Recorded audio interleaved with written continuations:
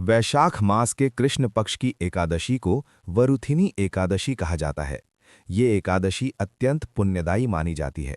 इस दिन व्रत रखने और भगवान विष्णु की पूजा करने से सभी पापों का नाश होता है और जीवन में सुख समृद्धि आती है। कथा प्रारंभ।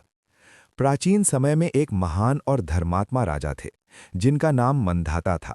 वे सूर्यवंशी राजा थे और अपनी प्रजा का बहुत अच्छे से पालन करते थे। उनका राज्य बहुत समृद्ध और खुशहाल था। राजा मंधाता भगवान विष्णु के परम भक्त थे और हमेशा धर्म के मार्ग पर चलते थे। एक दिन वे वन में तपस्या करने के लिए गए। वहां वे एक वृक्ष के नीचे बैठकर भगवान की आराधना में लीन हो गए। संकट की घड़ी। जब राजा ध्यान में लीन थे, तभी अचानक एक भयानक भालू यानी रीछ वहां आ गया। उसने राजा पर हमला कर दिया और उनके पैर को काटने लगा। लेकिन राजा अपनी तपस्या में इतने लीन थे कि उन्होंने ध्यान नहीं तोड़ा और भगवान को स्मरण करते रहे। राजा की ये भक्ति देखकर भगवान विष्णु प्रसन्न हुए और तुरंत वहां प्रकट हो गए। उन्होंने अपने सुदर्शन चक्र से उस भालू को मार दिया और राजा की रक्षा की। भगवान का आशीर्वाद। भगवान विष्णु ने राजा से कहा कि ये भालू पूर्व जन्म का एक श्रापित जीव था, जो अब उनके हाथों मुक्त हो गया है।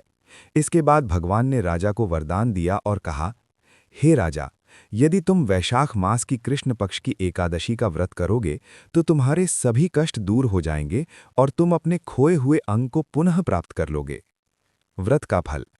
राजा मंधाता ने भगवान के कहे अनुसार वरुथिनी एकादशी का व्रत किया। इस व्रत के प्रभाव से उनका कटा हुआ पैर फिर से ठीक हो गया और वे पहले की तरह स्वस्थ हो गए। निष्कर्ष। इस कथा से ये शिक्षा मिलती है कि सच्ची भक्ति और विश्वास से भगवान अवश्य प्रसन्न होते हैं। वरुथिनी एकादशी का व्रत करने से पाप नष्ट होते हैं।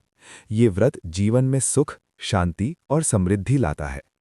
जो भी श्रद्धा और नियम से इस व्रत को करता है, उसे हजारों वर्षों की तपस्या के समान फल प्राप्त होता है।